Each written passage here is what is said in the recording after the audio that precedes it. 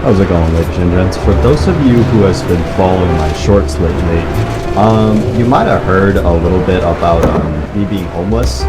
So that is no longer the case, and I'm back to my computer uploading and doing whatever again. So that's the good thing.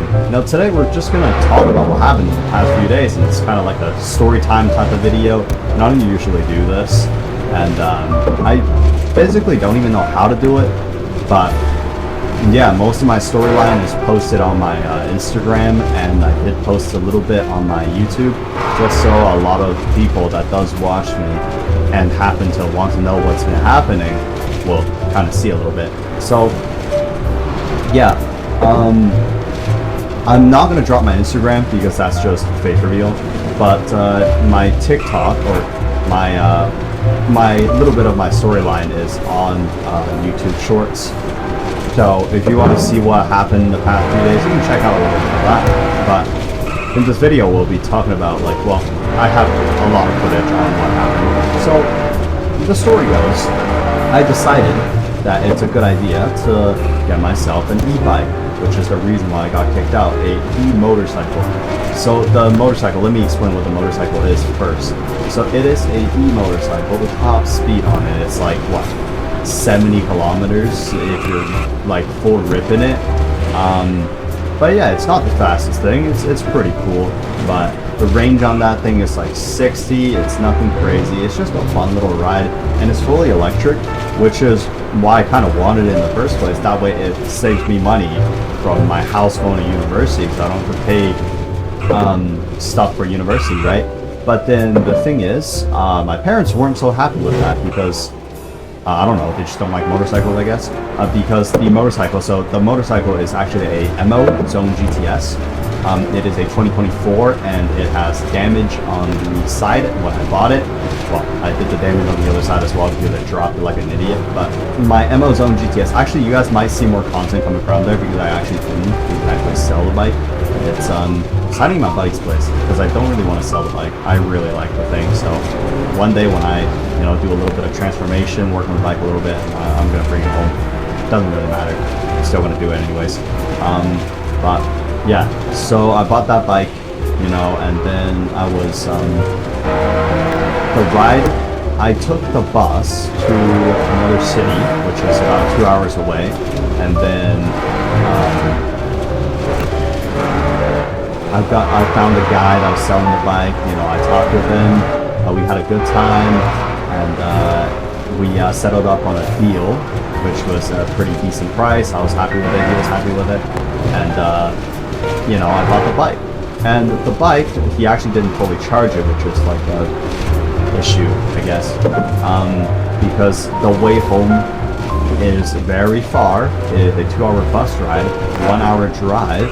And on the bike, that only tops out at 70, and the range is like 60 kilometers. Yeah, it's unfortunate.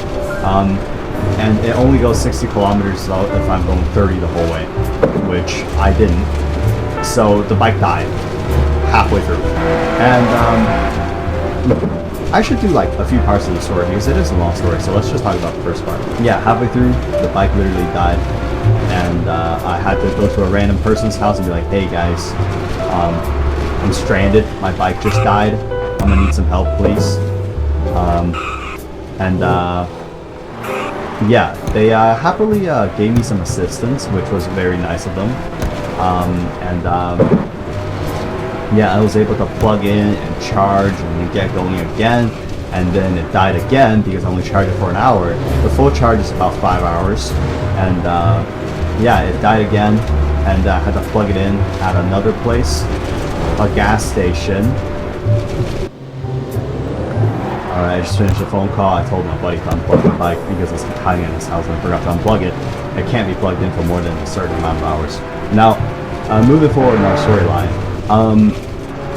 yeah, as I took 4 hours, I got home at around 10:30, and as I pulled the bike into the house, my parents was very angry.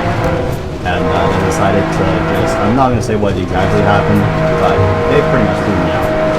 With nothing but my bag, a few $100, and my bike. So I didn't really have anywhere to go for the night. So I ended up at my gym, which is, you know, Good Life Fitness, a local gym, and it's pretty cool. I love the people over there, and I go work out pretty often. So, yeah, I went to the front desk guy. I was like, hey man, I just got kicked out of my house. I don't know where to stay. I just got kicked out. I don't know what's happening. Can I like chill here for like a night or something? They're like, or like use a shower or whatever the hell. So I'm sweating from riding quite a few hours down. So,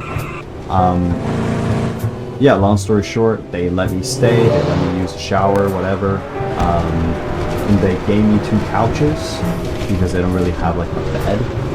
So they just gave me 2 couches and let me just stay there for a few hours. So I slept for like 3 hours at most.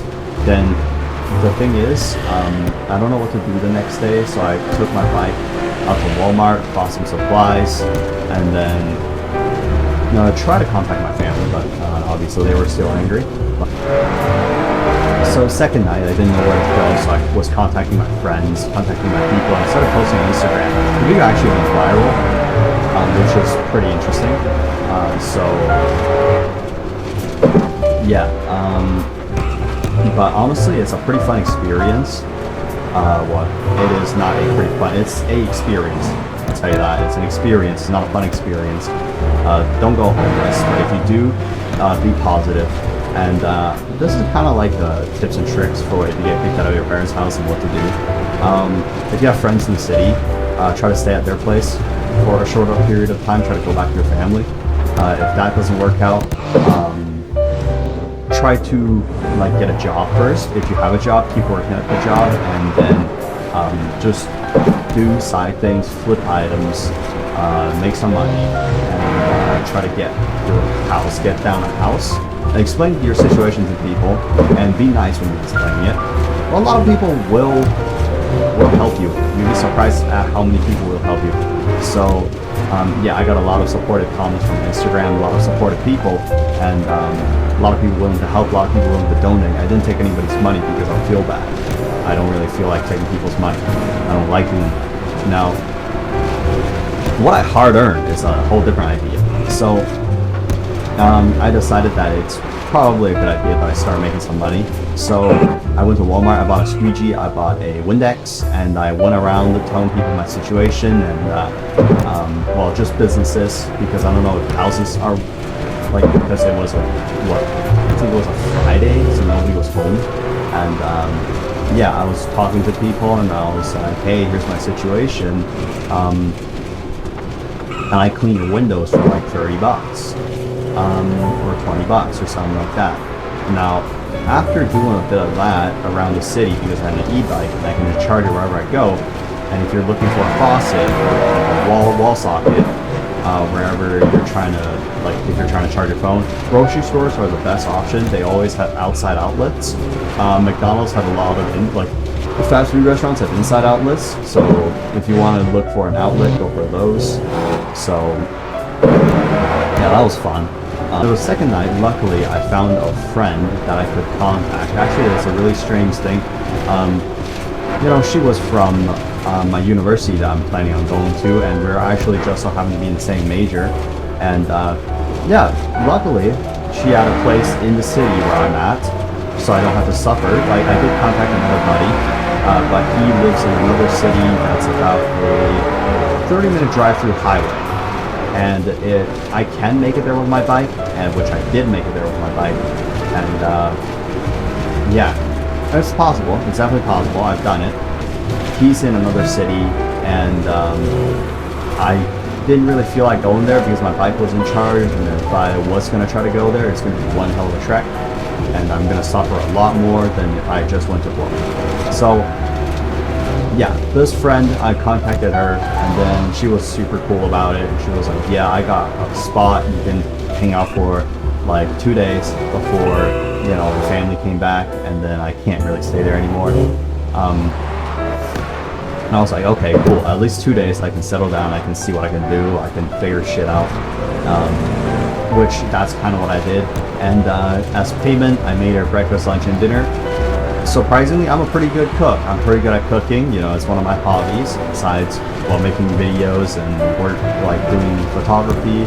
But yeah, I'm a pretty good cook. I'm pretty good at cooking. Yeah, I cooked her breakfast, lunch, and dinner, and she enjoyed the food. The food was great, and I enjoyed the food too.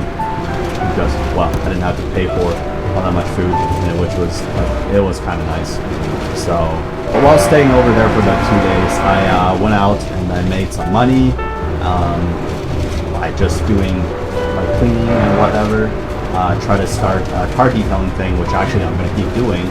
So you guys might see that soon. And I'm also planning on starting Uber because I do have an e-bike and I can do a lot of the Uber stuff for completely free. So we'll see how that goes. Wait for an IRL video coming, I guess. I'm planning on actually getting like a GoPro strapped onto my helmet so you guys can see the rider POV of the e-bike, which would be kind of fun, I think. So stay tuned for that. So after I made some money, I went home, I made her dinner, and then I stayed another night, and then I stayed the next afternoon where I had to leave and go to work. And I went to work, it was fine. It was really tiring because I, in fact, slept half decently. Now, at the last day, at the second day I was staying at my friend's house, I decided to contact another friend that's all the way across the city. They're actually a few friends. They're actually all bikers. So what happened is I contacted a few of those biker buddies of mine, and they're like, yeah, you can store my stuff here, my bike there for a few days. And I was like, oh, okay, that's great. Now, I managed to store my bike over at their place for like about a day. It was a long ride, and it was what I would say another 60 kilometers ride. I had a 1 hour charging break in between the ride, so I was just about to. I was just able to make it there, like with the amount of charge I had, and yeah, it was pretty solid. I made it there. It was fun, and then after I dropped the bike off at their place, they drove me back to the city where I'm at. And I went to my parents' place, and I was like, yo, can I get let back in? They're obviously still not happy with me, but I think they do care about me a little bit. And then they're like, no, you're not allowed to be back in. They're still very angry at you. You did a really bad thing. Now, I was like, oh, well, you pretty much just fucked me, because now I don't have any transportation because I sold my bike, right? Yeah, and they're sensible people. They're like, okay, well, that argument kind of made sense. So, pretty much they gave me the car that I paid half on. So, I was using it as my camera car for rollers and whatever. I was strapped to the back of the car and I was taking video of the mattress or whatever. So, yeah, that was pretty fun. And then I had my car, and I drove back to Milton, so I had a place to stay for the night at my other buddy's place. Yeah, I guess that's part one of the story of the first 3 days, and if you want to see all that as in little snippets, well, there are obviously clips of what happened in today's video, but if you want to see little snippets of that, just go to my YouTube. If you guys want to see me upload more stuff onto my YouTube, like more videos of my homeless life on YouTube, I can put some of the shorts that I did on Instagram onto YouTube, and yeah, you guys can probably go and watch that. But yeah, that's the first part of me being homeless. Now, thank you for making it to the end of the video and just listening to the story. It was a pretty interesting story. It was a pretty interesting few days. And yeah, here's some homeless tips. If you ever go homeless, there's a few things you need to be aware of. First, your food is the most important thing ever. You don't want to run out of food. Sleeping is not that crucial. You need food. So, food and water, actually. You are literally on survival mode, so it's food, water, and shelter. It's great if you have transportation. If not, use the public transport system. Use the bus, or look for a bike, like a bicycle. It will help you a lot. And yeah, having transportation is honestly the biggest thing, and honestly, free transportation is even better, which was why I really like my e-bike. You know, I literally free transportation. I just stabbed it into the outside of a grocery store, and then I'm fully charged within a few hours. So that was fun. Now, yeah, make sure you got money for food. If you don't have money, go make some. Find ways to make some. Ask people nicely. To do work, trade work for money. Don't just beg, because begging, well, it works short term.